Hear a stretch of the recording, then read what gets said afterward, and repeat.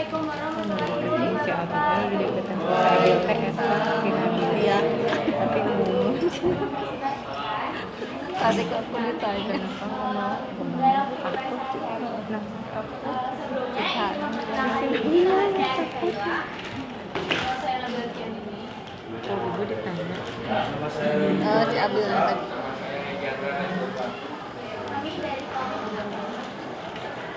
cuma nggak jadi gitu. Yang peran demokrasi dalam di lingkungan sekolah yaitu poin yang pertama adalah kebebasan berpendapat, menyuarakan pendapat dalam pemilihan ketua kelas. Yang poin kedua adalah perilaku adil dan jujur. Kita tidak boleh membeda-bedakan pendapat orang lain.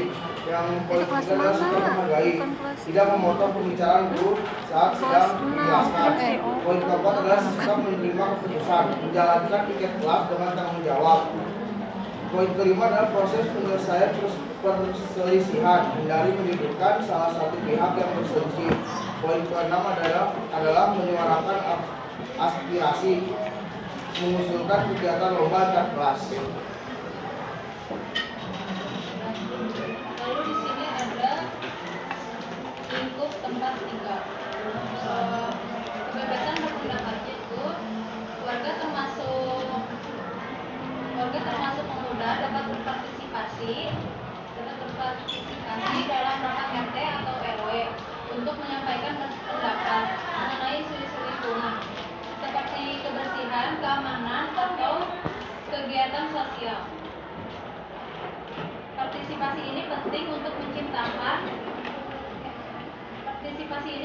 untuk membangun lingkungan yang lebih baik. Lalu di sini ada perilaku adil dan jujur. Kejujuran dalam kehidupan sehari-hari seperti dalam kegiatan gotong royong atau kerja bakti di lingkungan menunjukkan integritas dan komitmen terhadap kebersamaan. Tidak ada sikap pilih kasih atau kepentingan pribadi dalam kegiatan bersama. Lalu sini ada sikap menghargai, menghormati perbedaan pendapat dalam komunitas warga, baik antar tetangga maupun dalam forum keluarga.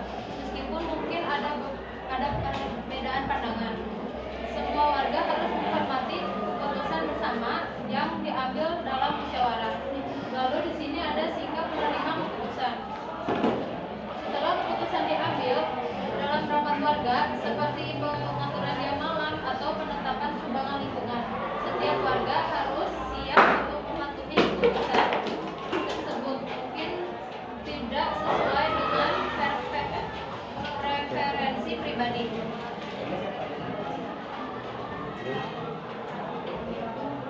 Izin melanjutkan. Menyuarakan aspirasi, contohnya mengusulkan program lingkungan hijau dan mengajukan lomba atau kegiatan ekstrakurikuler yang mendukung pengembangan bakat dan bakat siswa. Lalu ada proses penyelesaian perselisihan. Penyelesaian dilakukan melalui dialog yang melibatkan semua pihak secara adil, misalnya melibatkan wali kelas atau mediator untuk mencari solusi yang baik bagi semua pihak. Lalu kebebasan berpendapat, mengikuti musyawarah rencana pembangunan daerah, berperilaku adil dan jujur, berpendapat secara transparan di forum warga, sikap menghargai, menghormati keputusan mayoritas dalam kebijakan daerah. Lalu selanjutnya ada sikap menerima keputusan, seperti menerima keputusan yang murni tanpa ada rekayasa atau palsuan.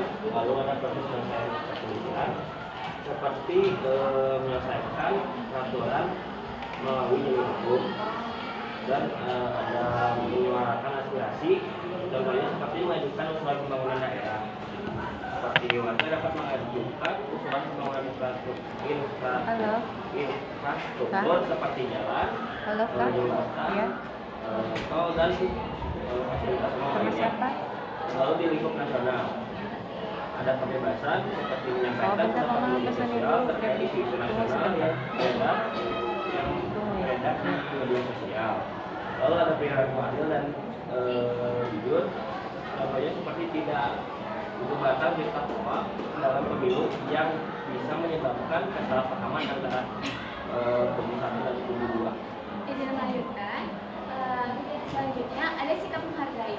Sikap menghargai, izin mengulangi, sikap menghargai seperti menghargai pemerintahan umum dan kebijakan pemerintah adalah sikap kedewasaan secara demokrasi. Nah, perbedaan pilihan politik harus diterima dengan sikap yang terbuka. Selanjutnya ada sikap menerima keputusan. Menerima keputusan seperti menerima kebijakan pemerintah, misalkan kebijakan fiskal, kebijakan pendidikan, dan kebijakan kesehatan itu harus diterima dengan baik, walaupun kebijakan tersebut itu kebijakan tersebut tidak sesuai dengan kehidupan pribadi kita. Selanjutnya ada proses penyelesaian permasalahan. Proses penyelesaian permasalahan ini